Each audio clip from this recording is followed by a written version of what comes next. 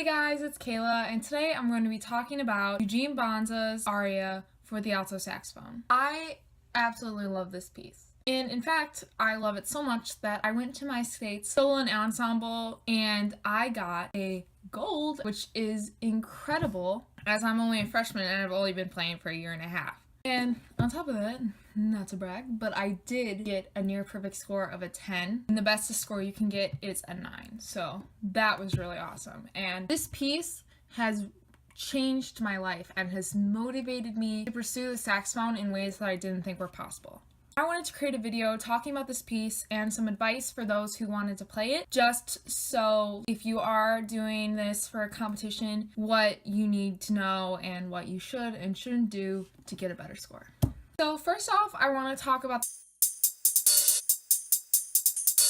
So I used a tempo of about quarter note equals 68 beats per minute. This was a relatively faster tempo for this piece, as the majority of people go from about 63 BPM to 69. I mean, this is where the piece really varies. I've seen people play it in less than 4 minutes, but then I've seen people go up to 5. So it really depends on how fast or slow you want to take the piece, but I really recommend that you stay within that 63 to 69 BPM area, because you don't really want to make the phrases incredibly long or too hurried, because that'll take away from the emotional aspect of this piece. This piece is incredibly sad and mournful. So you are going to want to exaggerate dynamics at certain places to get that feeling of sadness across. I'm especially talking about right at 24 to about 27.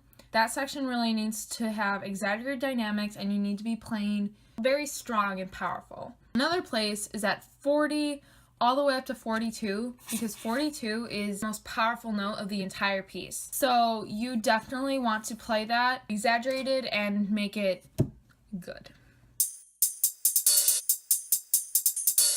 Next up is breathing, and this is gonna be the main segment of this video because the ability to breathe in this piece is really lacking. I have a video linked in the description which really helped me out when I was playing this piece. It goes through good places to like exercise and how to work up to get to the ability to play through the piece. It also shows some like good places to use like different alternate fingerings, and it makes the piece sound really smooth and really nice. Personally, I suggest that you breathe about every 2 or 3 measures, but there are going to be parts of the piece where that is not going to be possible, because separating the very emotional parts with a breath really takes away from it. So I suggest that for the most part, definitely for like the main theme of the piece, 2 or 3 measures, you should be able to take a breath. Don't breathe after measure 26, nor in between the ties of measures 8 and 47. I got like comments written about that, so I'm just saying, I guess don't breathe there. It might just be up to a judge's like personal opinion. I'm just saying don't breathe there as a suggestion. You don't have to take that. Also, something really helpful I did is I added a breath 4 measures from the end, so I was able to make it through that E, because it's very difficult to hold out that breath until the end of the piece. So I'm just saying maybe take a breath around there if you want.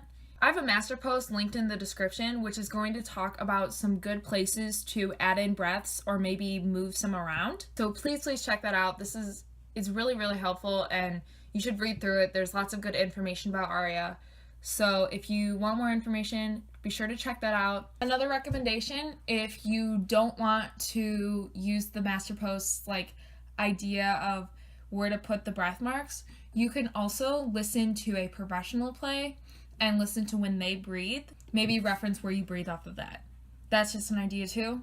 You don't have to take it. The final thing I'd like to say about breathing is don't rush the breath, because I did that when I was playing the piece. They're written in there for a reason. If you want to take a breath, you don't need to rush. Don't be too obnoxious about it, but you can breathe.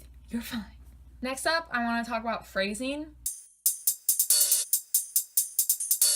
So this piece has lots of long notes. The majority of the piece is long notes. So something I suggest is you should crescendo and then decrescendo from the long notes. So let's say measure 5, the first note that you play, I would consider crescendoing from that piano and then decrescendoing in measure 7. And you basically do that in measure 9, measure 11, etc., for the entire piece, for at least that main theme. This is just so the piece doesn't become incredibly boring, because long notes, hearing a bunch of them in a row with nothing happening, it's very, very boring. So you want to make this a little bit more entertaining for the listener.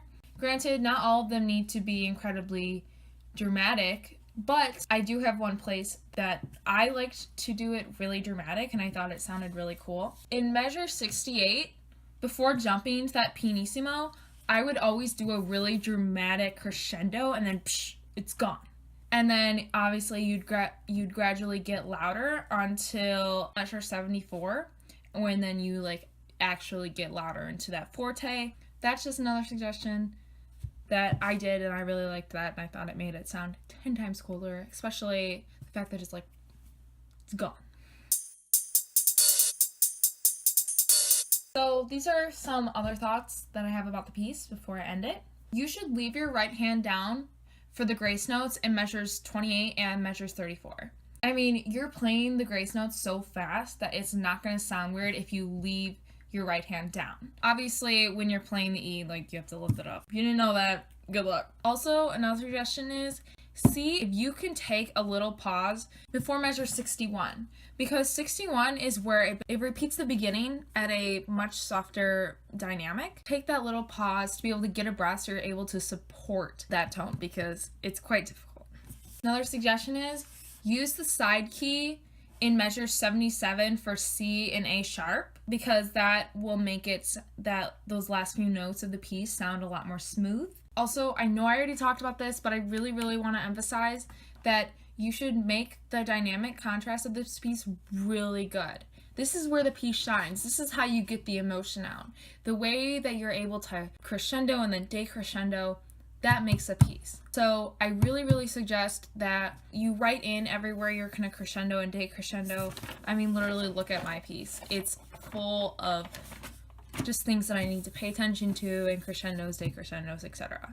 Also, finally, you know how I said that I got a near perfect score? Yeah, the one thing I got marked down on is I didn't play vibrato.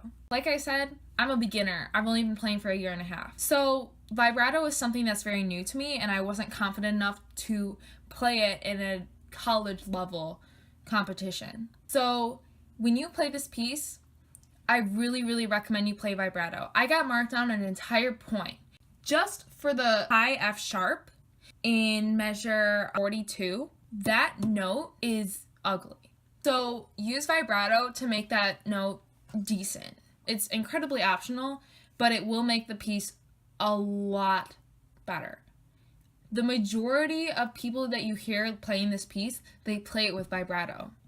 I know it's kind of obvious for people who are experienced, but I'm just saying for those who aren't, that is something that you really, really need. So that's about the end of the video. I'm going to be linking everything in the description. I'm going to have piano accompaniment. So if you want to use that, I am warning you, it is a little bit faster than like the required tempo, but I mean, it's still there if you want it. I'm going to be linking where you can buy this online if you're in America. I don't know if it works in other countries. You can just Google it. And I'm also linking the master post that I was talking about and the video, because those will help you out more than I ever could. Yeah, that's about it. Thank you so much for watching. If I was able to help you out, or you're playing this piece in the future, good luck. Be sure to leave a like and subscribe if you want to see more. And if you actually have any suggestions for other pieces you'd like to see this with, leave them in the comments below, because I'll look into them. I may not know them, but I'd love to learn about some more classical saxophone pieces, preferably for the alto. Thank you so much for watching again, and peace.